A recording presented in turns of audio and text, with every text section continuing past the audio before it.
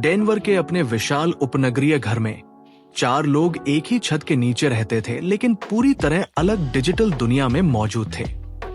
सारा मॉरिसन 42 रसोई के काउंटर पर बैठी थी।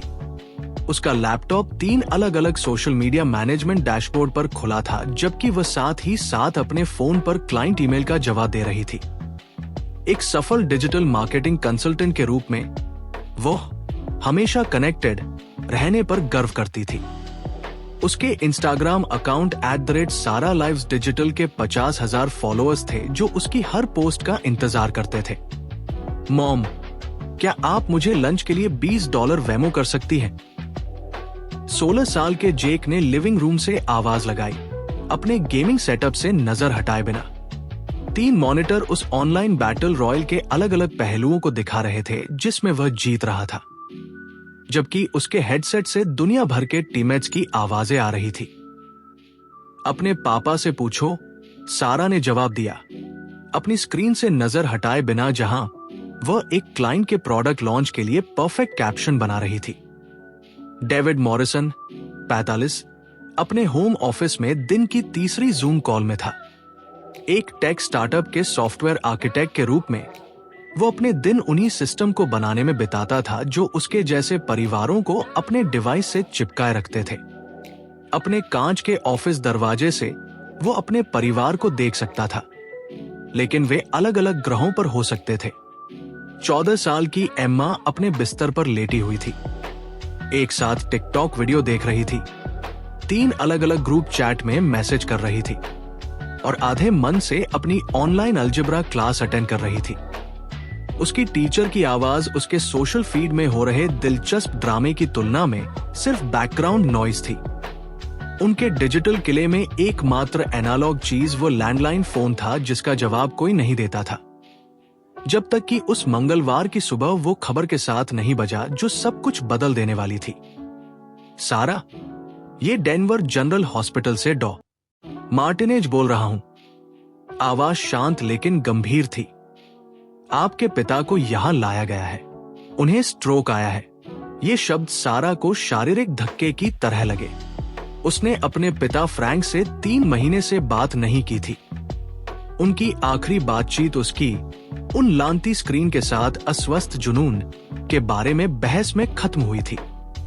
78 साल के फ्रैंक शहर से 2 घंटे दूर अपने 40 एकड़ के फार्म पर अकेले रहते थे। जिद्दी तरीके से इंटरनेट या सेल फोन लेने से इनकार करते थे। क्या वे ठीक हो जाएंगे? सारा की आवाज टूट गई। वे स्थिर हैं, लेकिन स्ट्रोक ने उनकी बोलने और चलने की क्षमता को प्रभावित किया है। उन्हें व्यापक देखभाल और पुनर्वास की जरूरत होगी। क्या आपके पास उनके रिकवरी के लिए कोई योजना है? सारा ने अपने परिवार की ओर देखा। हर कोई अपने चमकते आयतों में डूबा हुआ था, सामने आ रहे संकट से बेखबर। हम कुछ न कुछ सोच लेंगे। हॉस्पिटल में फ्रैंक सारा की याद से छोटे लग रहे थे। उनके कड़े हाथ शांत थे और उनकी आमतौर पर तेज आंखें भ्रम से धुंधली थी। जब उन्होंने अपने परिवार को अपने बिस्तर के चारों ओर इकट्ठा देखा, तो उन्होंने एक कमजोर मुस्कान दी। बहुत सारी मशीनें, उन्होंने फुसफुसाते हुए कहा, अपने चारों ओर के मॉनिटर की ओर कमजोर इशारा करते हुए। डॉक्टर ने सारा को एक तरफ ले जाकर कहा, उन्हें कम से कम 6 हफ्ते, शायद इससे ज्यादा, लगातार निगरानी की जरूरत होगी। स्पीच थेरेपी, फिजिकल थेरेपी, ये गहन होने वाला है। और ईमानदारी से कहूं तो उन्होंने ये बहुत साफ कर दिया है कि वे किसी भी तरह की सुविधा में नहीं रहना चाहते। लेकिन मैं सब कुछ छोड़ नहीं सकती, सारा ने विरोध किया।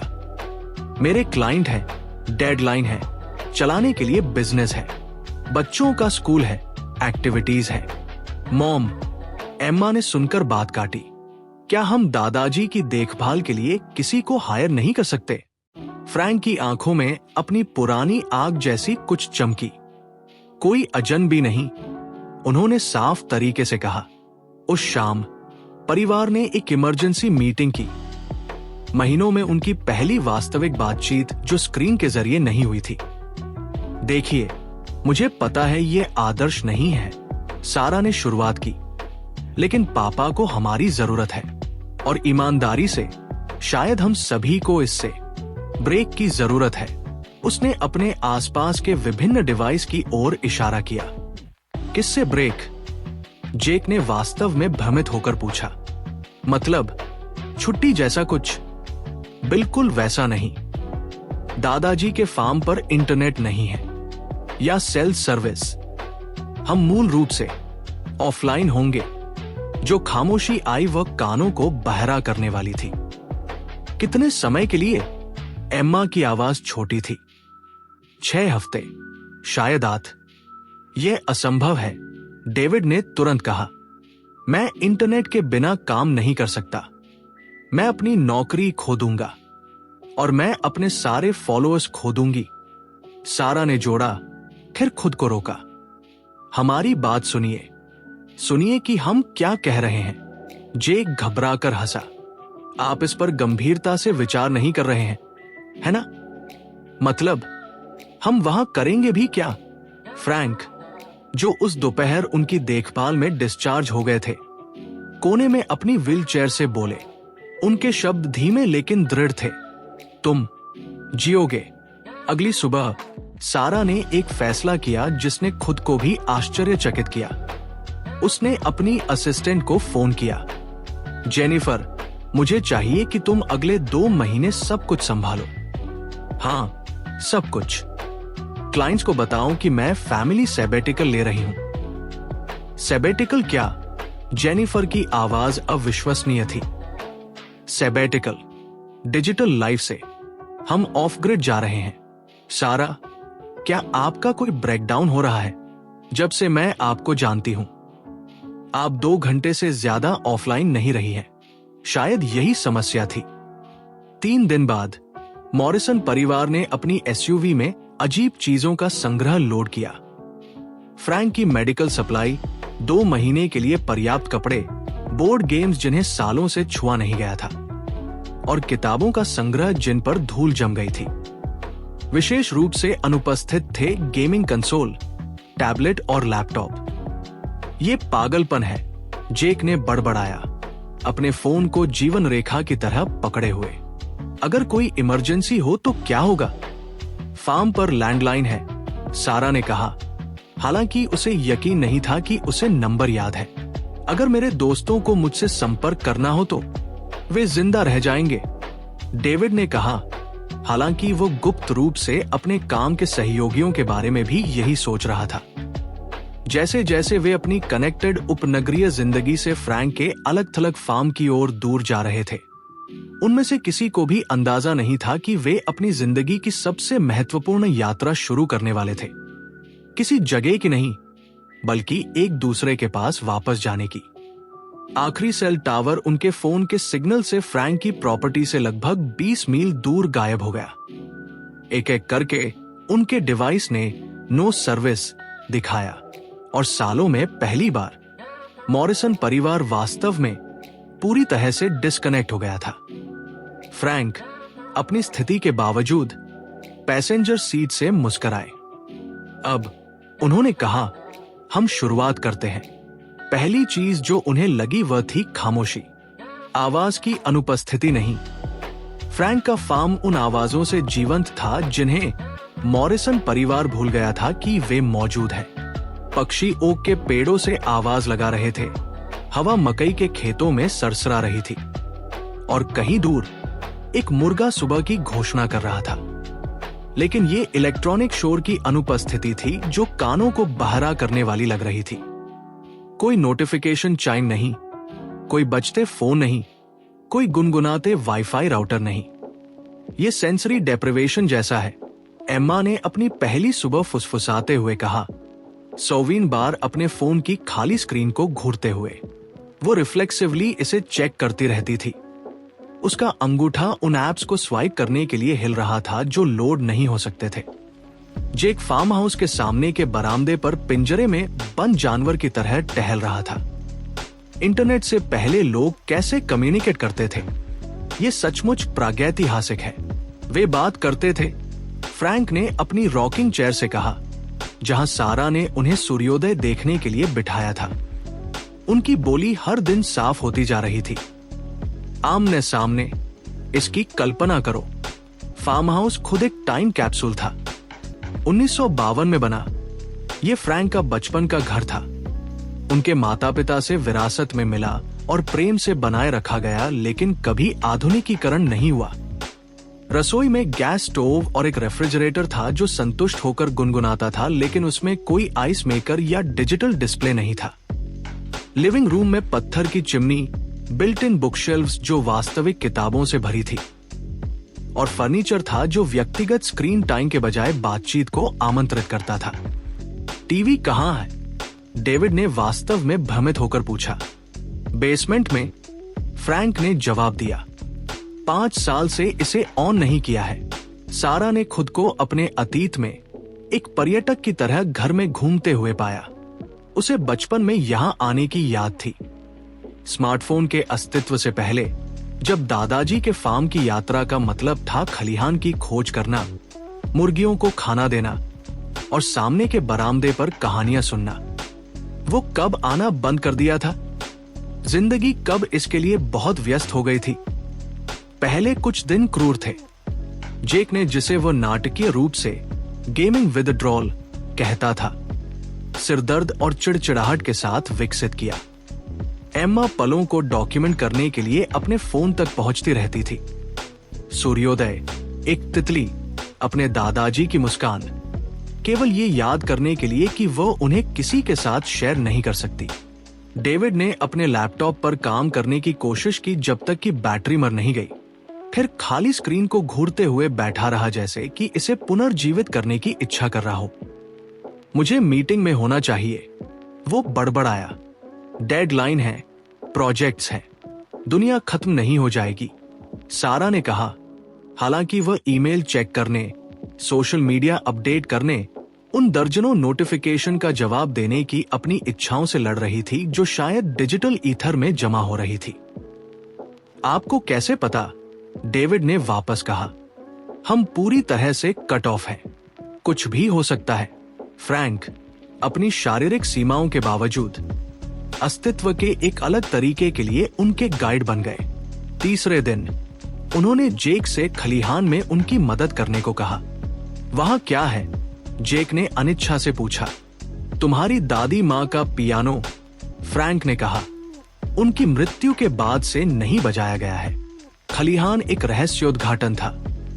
अपेक्षित फार्म उपकरण और घास के गट्ठरों के अलावा इसमें एक वर्कशॉप, एक आर्ट स्टूडियो और कोने में धूल भरी चादर से ढका एक सुंदर अपराइट पियानो था। दादी माँ बजाती थी? जेक ने पूछा, चाबियों पर उंगलियां उंगलियां चलाते हुए। कुछ नोट्स बजे, थोड़े बेसुरे लेकिन फिर भी संगीतमय। हर शाम, फ्रैंक ने कहा, उनकी आंखें दूर की यादों में खोई हुई।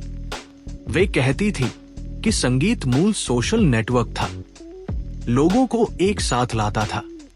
उस शाम जेक ने सभी को आश्चर्यचकित करते हुए पियानो पर बैठकर सबको चौंकाया। उसकी उंगलियां गेमिंग कंट्रोलर के इतनी आदी, चाबियों के चारों ओर अपना रास्ता खोजने लगी। बचपन में वीडियो गेम्स ने उसका ध्यान खींचने से पहले उसने लेसन लिए थे। धीरे धीरे हकलाते हुए उसने चॉपस्टिक्स बजाना शुरू किया, फिर अपनी लेसन बुक से आधी याद किए गए टुकड़ों पर आगे बढ़ा। मैं भूल गई थी कि तुम ये कर सकते हो, सारा ने धीरे से कहा। मैं भी भूल गया था, जेक ने स्वीकार किया। एम्मा ने अगले दिन आर्ट स्टूडियो की खोज की। कैनवास, पेंट्स, ब्रश, सब कुछ इंतजार कर रहा था, जैसे कि फ्रैंक की दिवंगत पत्नी अभी अभी एक पल के लिए बाहर गई हो। दादाजी, क्या मैं? इसीलिए तो ये यहां है, फ्रैंक ने कहा। जल्द ही एम्मा पेंटिंग कर रही थी। वास्तव में पेंटिंग असली ब्रश और असली पेंट के साथ, जिसे साधारण अंडू कमांड से पूर्ववत नहीं किया जा सकता था। उसकी पहली कोशिशें अनाड़ी थी, लेकिन सृजन के भौतिक कार्य में कुछ संतोषजनक था जो किसी भी डिजिटल आर्ट ऐप ने कभी प्रदान नहीं किया था। डेविड ने खुद को फ्रैंक की वर्कशॉप की ओर आकर्षित पाया, जहां हैंड टूल्स पेगबोर्ड की दीवारों पर सटीक क्रम में लटके हुए थे। मैं चीजें बनाता था, उसने अपने ससुर से कहा। सब कुछ वर्चुअल होने से पहले, टूल्स अभी भी यहां हैं, फ्रैंक ने सरल तरीके से कहा। ब्रेक थ्रू 7वें दिन आया। सारा भोर से पहले जागी।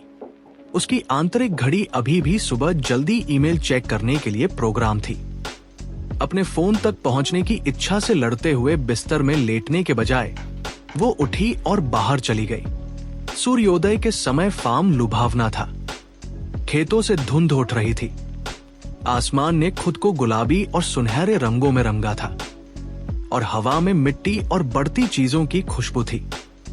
सालों में पहली बार सारा एक पल में मौजूद थी, बिना ये सोचे कि इसे कैसे फोटोग्राफ करना है, कैप्शन करना है या शेयर करना है। उसने फ्रैंक को बरामदे पर अपनी कुर्सी में पहले से जागा हुआ पाया। नींद नहीं आई? उसने पूछा। अब ज्यादा जरूरत नहीं, उन्होंने कहा। बूढ़े होने के कुछ फायदों में से एक, दुनिया को जागते देखने के लिए अधिक समय। वे आरामदायक खामोशी में बैठे सूर्य को ऊंचा चढ़ते देखते रहे। मुझे खुशी है पापा, सारा ने अंततः कहा। विजिट न करने के लिए, इतनी अनुपस्थित रहने के लिए। फ्रैंक ने धीरे से सिर हिलाया। तुम अपनी दूसरी जिंदगी जीने में व्यस्त थी, मशीन में वाली। मुझे लगता था कि मैं कुछ महत्वपूर्ण बना रही हूं, एक करियर, एक ब्रांड, एक उपस्थिति। तुम इसे किस पर बना रही थी? सारा ने इस पर विचार किया। फॉलोअर्स, मुझे लगता है, एंगेजमेंट, मैट्रिक्स। और जब मशीन बंद हो जाती है तो क्या होता है? सवाल सुबह की हवा में लटक गया। सारा को एहसास हुआ कि वह नहीं जानती कि वो अपनी डिजिटल पहचान के बिना कौन थी। सालों से उसने अजनबियों के लाइक्स, शेयर्स और कमेंट्स में अपनी कीमत मापी थी, लेकिन यहां अपने पिता के साथ बैठकर पीढ़ियों से उनके परिवार की जमीन पर सूर्योदय देखते हुए वे मैट्रिक्स अचानक अर्थहीन लग रहे थे। मुझे नहीं पता, उसने स्वीकार किया। तो शायद, फ्रैंक ने धीरे से कहा, यह पता लगाने का समय है। उस सुबह मॉरिसन परिवार में कुछ बदल गया। डिस्कनेक्शन से लड़ने के बजाय वे इसे अपनाने लगे। जेक ने पियानो पर घंटे बिताए, एक जुनून को फिर से खोजते हुए जिसे उसने छोड़ दिया था। एम्मा ने फार्म लाइफ की पेंटिंग से कैनवास के बाद कैनवास भरे। डिजिटल फिल्टर की तत्काल संतुष्टि के बिना उसकी कलात्मक आंख विकसित हो रही थी। डेविड ने खुद को चिकन कूप की मरम्मत में झोंक दिया। उसके हाथों ने उन कौशलों को याद किया जो उसे लगता था कि खो गए थे। और सारा ने फ्रैंक की फिजिकल थेरेपी में मदद करना शुरू किया। दोनों बात कर रहे थे, वास्तव में बात कर रहे थे, सालों में पहली बार। लेकिन असली परिवर्तन अभी शुरू हुआ था। तीसरे सप्ताह तक मॉरिसन परिवार ने अपने मृत फोन को पूरी तरह से चेक करना बंद कर दिया था। डिवाइस रसोई की दराज में पड़े थे, कल के अखबार की तरह भूले हुए। जेक चॉपस्टिक्स से जटिल टुकड़ों को याददाश्त से बजाने तक प्रहती कर गया था। उसकी उंगलियां बढ़ते आत्मविश्वास के साथ चाबियों पर उड़ रही थी। शामों में संगीत फार्म हाउस को भर देता था, उस इलेक्ट्रॉनिक साउंड ट्रैक की जगह लेते हुए जो इतने लंबे समय से उनकी जिंदगी पर हावी था। मैं भूल गया था कि मुझे ये कितना पसंद था, उसने एक शाम क्लेयर डी लून की विशेष रूप से सुंदर प्रस्तुति के बाद कहा। मैंने क्यों छोड़ दिया था? क्योंकि दूसरी चीजें अधिक महत्वपूर्ण लगती थी, सारा ने कहा, लेकिन वो वास्तव में खुद से बात कर रही थी। एम्मा ने खलिहान के आर्ट स्टूडियो को अपनी व्यक्तिगत गैलरी में बदल दिया था। पेंटिंग्स हर उपलब्ध सतह को ढक रही थी। फार्म के लैंडस्केप्स, फ्रैंक के पोर्ट्रेट्स, भावनाओं की अमूर्त अभिव्यक्तियां जिन्हें वो इमोजी के बिना पहचानना सीख रही थी। उसका नवीनतम प्रोजेक्ट खलिहान की दीवार पर एक म्यूरल था जो परिवार की स्क्रीन से भरी जिंदगी से इस कनेक्शन के पल तक की यात्रा को दर्शाता था। मैं आर्ट स्कूल में आवेदन करना चाहती हूं, उसने एक दिन घोषणा की। असली आर्ट स्कूल, डिजिटल डिजाइन नहीं। डेविड फार्म का अनधिकारिक हैंडीमैन बन गया था, ढीली बाड़ की पोस्ट से लेकर पुराने ट्रैक्टर तक सब कुछ ठीक करते हुए। उसके हाथ सालों के कीबोर्ड काम से नरम में एक कॉलस और एक नए प्रकार का आत्मविश्वास विकसित हो गया था। मैं भूल गया था कि मैं वास्तव में चीजें बना सकता हूं, उसने सारा से कहा जब वे उसे सामने के बरामदे की सीढ़ियों की मरम्मत करते देख रहे थे। असली चीजें जो दुनिया में मौजूद हैं, लेकिन सबसे गहरे बदलाव एक दूसरे के साथ उनके रिश्तों में हो रहे थे। भोजन इवेंट बन गए। फोन के बिना उन्हें विचलित करने के लिए परिवार वास्तव में रात के खाने के दौरान बात करता था। वे कहानियां साझा करते, विचारों पर बहस करते और एक साथ हंसते। फ्रैंक ने उन्हें फार्म पर अपने बचपन, वियतनाम में अपनी सेवा और अपनी दादी माँ की प्रेम कहानी के किस्से सुनाए। हम पत्र लिखते थे, उन्होंने एक शाम उन्हें बताया। असली पत्र पेन और कागज के साथ। एक दूसरे तक पहुंचने में दिन लगते थे, इसलिए हर शब्द मायने रखता था। यह बहुत धीमा लगता है, एम्मा ने कहा, लेकिन तिरस्कारपूर्ण तरीके से नहीं। वो वास्तव में जिज्ञासु थी। धीमा हमेशा बुरा नहीं होता, फ्रैंक ने जवाब दिया। कुछ चीजों के लिए समय लेना उचित है। सारा ने एक जर्नल रखना शुरू किया था। कोई ब्लॉग या सोशल मीडिया पोस्ट नहीं, बल्कि फ्रैंक के अध्ययन में मिली चमड़े की जिल्द वाली किताब में वास्तविक हस्तलिखित विचार। हाथ से लिखना टाइपिंग से अलग लगता था, अधिक जानबूझकर, अधिक वास्तविक। सप्ताह 3 उसने लिखा, मुझे आज एहसास हुआ कि मैंने दिनों से अपने फॉलोअर काउंट के बारे में नहीं सोचा है। सालों में पहली बार मैं पलों को क्यूरेट करने के बजाय जी रही हूं। परिवार ने नई रीति रिवाज स्थापित किए। फ्रैंक के साथ बरामदे पर सुबह की कॉफी, सूर्योदय देखते हुए, दोपहर में खेतों में टहलना, पक्षियों और पौधों की पहचान करना, शाम की कहानी सुनाने के सत्र जहां हर व्यक्ति कुछ साझा करता था जो उन्होंने उस दिन सीखा या अनुभव किया था। याद है जब हम फैमिली गेम नाइट करते थे? डेविड ने एक बरसाती शाम पूछा। सभी के अपने स्क्रीन होने से पहले सारा ने जवाब दिया।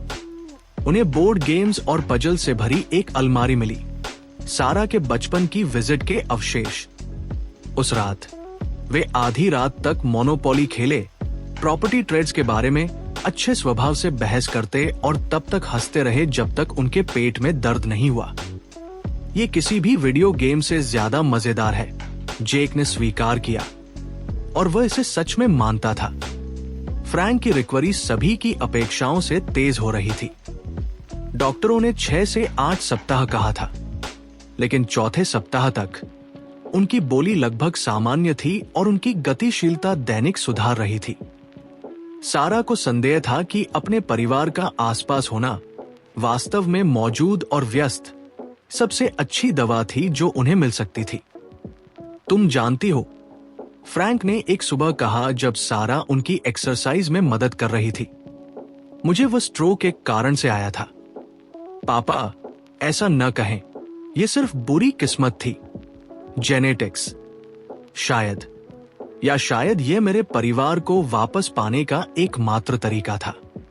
सारा ने उनकी आर्म लिफ्ट्स की गिनती में रुक। फार्म पर गर्मी एक सपने की तरह बीत गई। मॉरिसन परिवार ने न केवल अपनी डिस्कनेक्टेड जिंदगी के साथ तालमेल बिठाया था, बल्कि उसमें फला खुला था। जेक फार्म का संगीतकार बन गया था, अपने परिवार के लिए शाम के कॉन्सर्ट बजाता था। उसने मैकेनिकल काम में भी प्रतिभा खोजी थी। डेविड की पुराने ट्रैक्टर को बहाल करने में मदद करते हुए, मैं म्यूजिक थेरेपी पढ़ना चाहता हूं। उसने एक शाम घोषणा की, लोगों को संगीत के जरिए ठीक होने में मदद करना, जैसे दादाजी ठीक हो रहे हैं। एम्मा की कलात्मक क्षमताएं अपेक्षाओं से कहीं ज्यादा खिल गई थी। उसकी पेंटिंग्स अब फार्म हाउस की दीवारों को सजाती थी, और उसने स्थानीय कम्युनिटी सेंटर में बच्चों को कला सिखाना शुरू कर दिया था। मुझे अपनी कला शेयर करने के लिए इंस्टाग्राम की जरूरत नहीं है, उसने कहा। मैं इसे असली लोगों के साथ शेयर कर सकती हूं। यहीं डेविड को वो शांति मिली थी जिसे वो नहीं जानता था कि वो खो रहा था। काम के लिए शहर की उसकी साप्ताहिक यात्राएं जरूरत के बजाय एक काम बन गई थी। लगातार कनेक्टिविटी अपरिहार्य होने के समान नहीं है, उसने सारा से कहा। फ्रैंक का परिवर्तन सबसे ज्यादा आश्चर्यजनक था। जिस आदमी को महीनों पहले स्ट्रोक आया था, वो अब सालों से अधिक मजबूत और जीवंत था।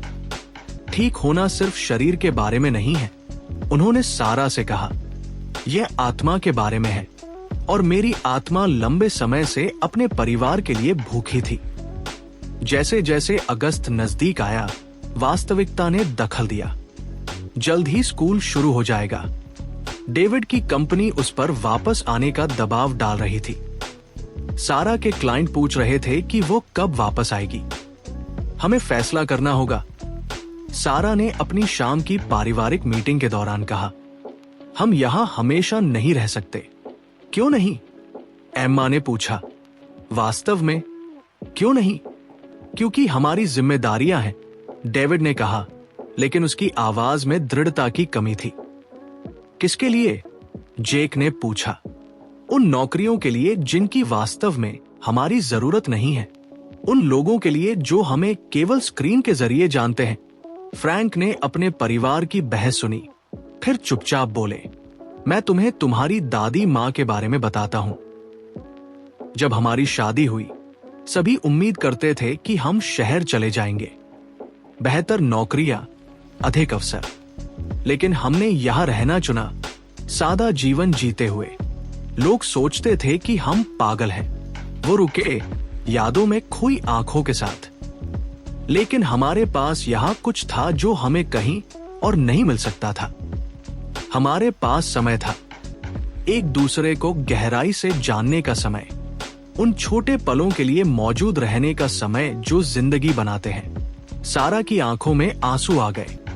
मैं ये नहीं कह रहा कि तुम्हें सब कुछ छोड़ देना चाहिए, फ्रैंक ने जारी रखा, लेकिन शायद तुम एक अलग तरह की जिंदगी चुन सकते हो। उस रात सारा खलिहान में गई जहां चांदनी एम्मा की पेंटिंग्स और जेक के पियानो पर खिड़कियों से आ रही थी। ये वह था जो उन्होंने एक साथ बनाया था। फॉलोअर्स या मैट्रिक्स नहीं, बल्कि अपने हाथों और दिलों से बनाई गई असली चीजें। अगली सुबह उसने एक इमरजेंसी पारिवारिक मीटिंग बुलाई। क्या होगा अगर हमें अपनी पुरानी जिंदगी और इसके बीच चुनना न पड़े? क्या होगा अगर हम बीच का रास्ता खोज सके? अगले घंटे में उन्होंने एक योजना बनाई जो असंभव लगती थी, लेकिन बिल्कुल सही लगती थी। डेविड स्थायी रिमोट वर्क की बातचीत करेगा। सारा अपने बिजनेस को कम क्लाइंट्स लेकिन गहरे रिश्तों पर फोकस करने के लिए पुनर्गठित करेगी। बच्चे स्थानीय स्कूल जाएंगे और वे फार्म में चले जाएंगे। क्या आप गंभीर हैं? एम्मा ने चौड़ी आंखों से पूछा। बिल्कुल गंभीर, सारा ने जवाब दिया। दादाजी को पास में परिवार की जरूरत है, हमें इस जगह की जरूरत है, और दुनिया को उन लोगों की जरूरत है जो याद रखते हैं कि लगातार प्लगिंग के बिना कैसे जीना है।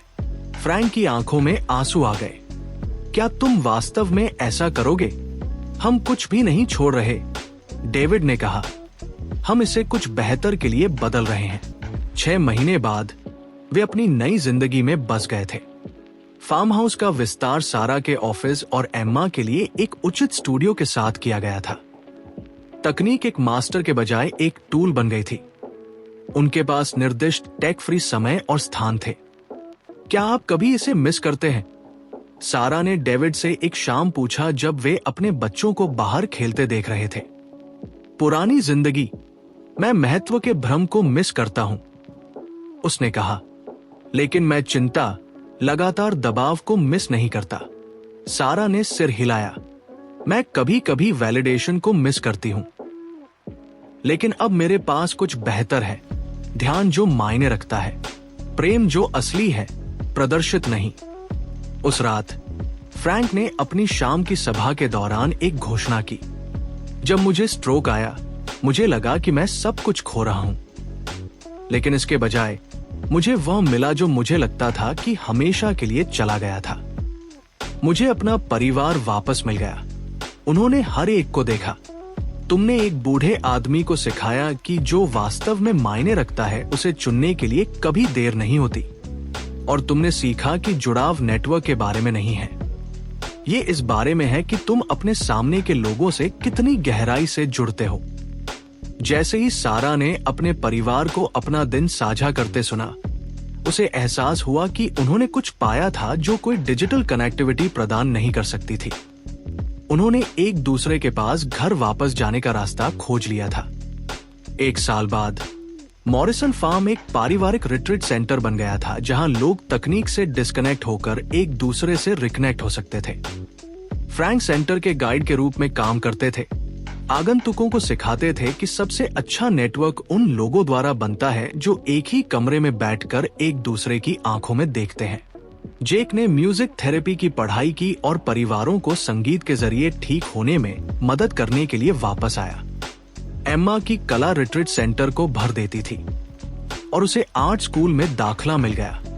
डेविड की कंपनी ने सभी कर्मचारियों के लिए उसके रिमोट वर्क मॉडल को अपनाया। सारा ने सीखा कि सच्चा प्रभाव फॉलोअर्स में नहीं, बल्कि उन लोगों पर प्रभाव की गहराई में मापा जाता है जो सबसे ज्यादा मायने रखते हैं।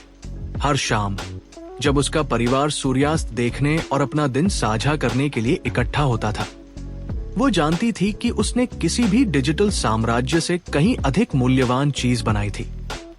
उसकी अंतिम जर्नल एंट्री में लिखा था, सबसे अच्छे कनेक्शन के लिए वाईफाई की जरूरत नहीं होती, इसके लिए बस उपस्थिति, धैर्य और अपने डिवाइस को नीचे रखकर अपनी जिंदगी को उठाने का साहस चाहिए।